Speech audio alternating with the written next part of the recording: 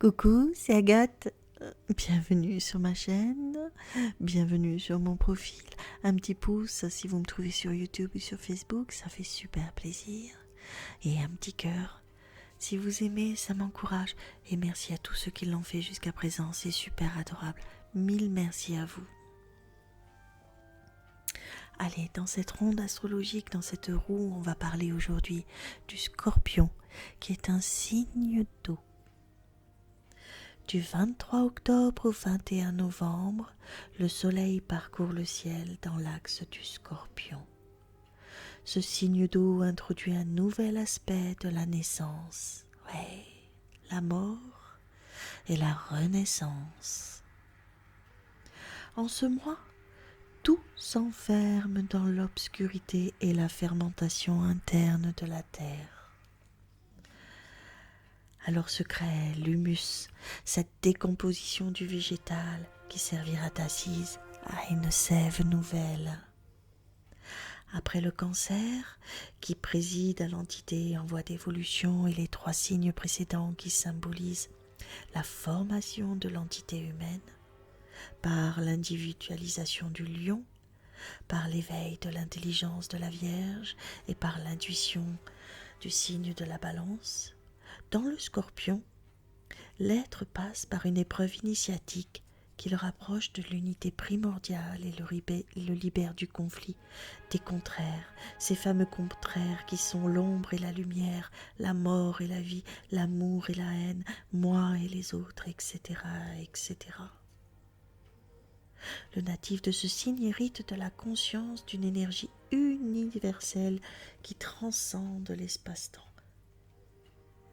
Comme dans l'initiation orphique à Éleusis, en réalisant le cycle vie, mort, vie, il s'en libère, tel le phénix qui renaît de ses cendres.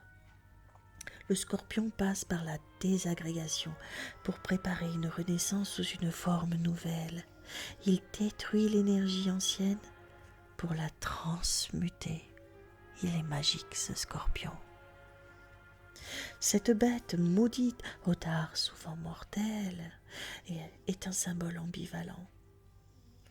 L'accent est d'abord mis sur les valeurs noires et maléfiques, mortelles, mais de par son pouvoir dissolvant et fécondant.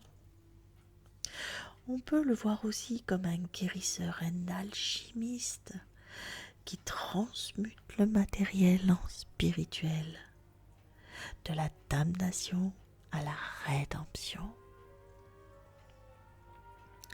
Le Scorpion passe par des états de crise exacerbés. Sa tâche consiste à se rendre maître de ses énergies intérieures qui, sinon, dévorent sa personnalité. Ce conflit latent et permanent doit être résolu.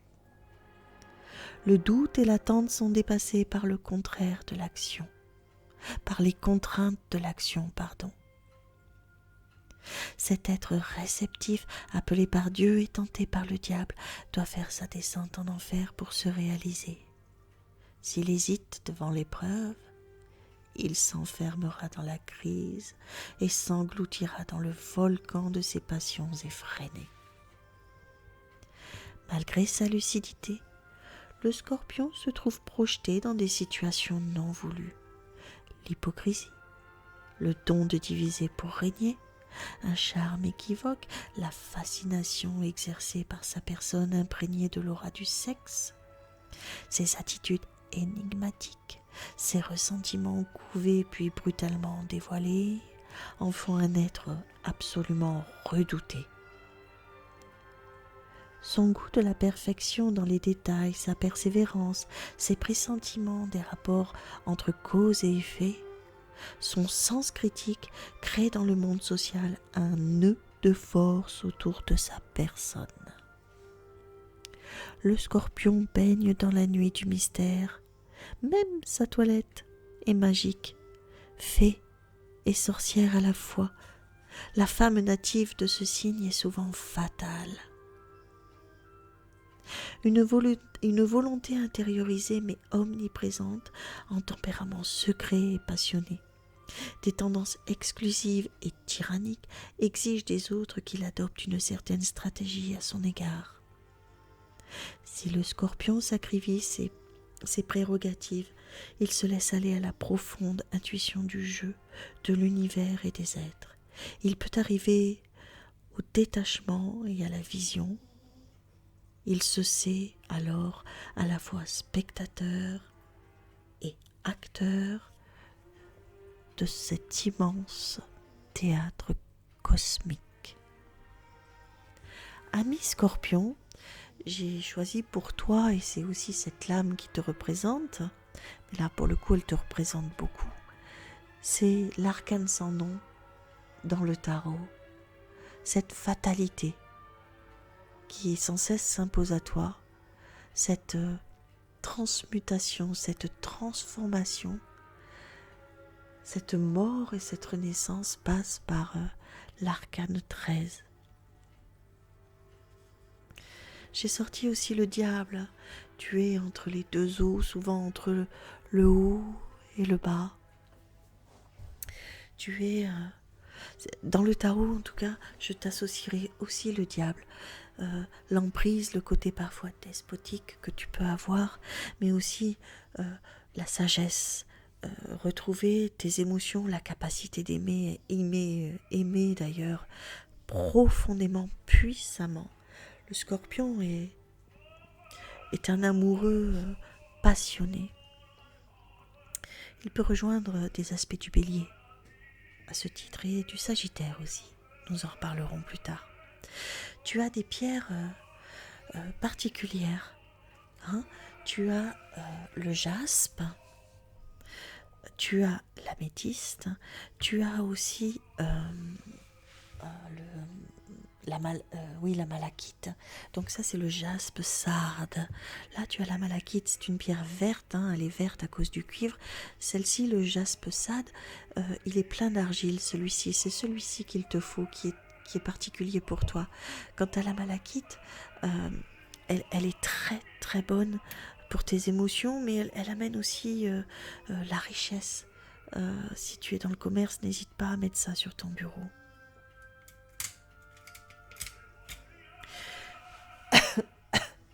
Le jaspe sarde, hein, celui que je t'ai fait voir ici,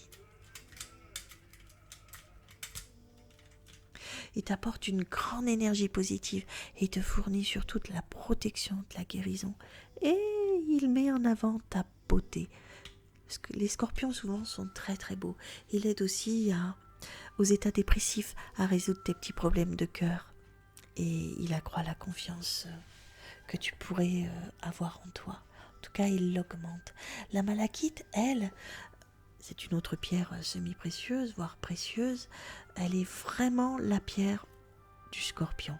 Il s'agit pour toi d'une amulette, l'amulette la plus efficace contre le mauvais œil, dont parfois tu peux souffrir.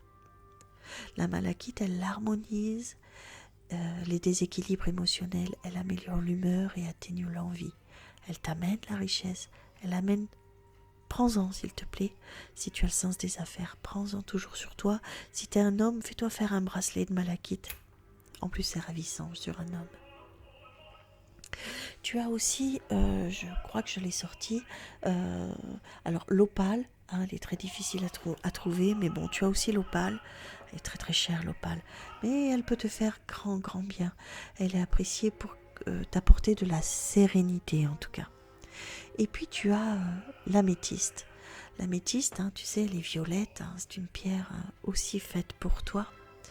Elle favorise la purification de tes énergies et tu en as besoin surtout pour ton mental, pour ton spirituel. Elle aide à transformer tes énergies positives, du moins tes énergies négatives en énergies positives, si je peux parler comme ça. Elle libère ton esprit et si tu es attristé, elle aussi, clac, elle débloque tout ce qui te pèse sur le cœur. Voilà mes amis, je vous dis à très très bientôt. Merci de m'avoir suivi tout jusque là. Tchuss les amis, ciao les scorpions. c'était Agathe.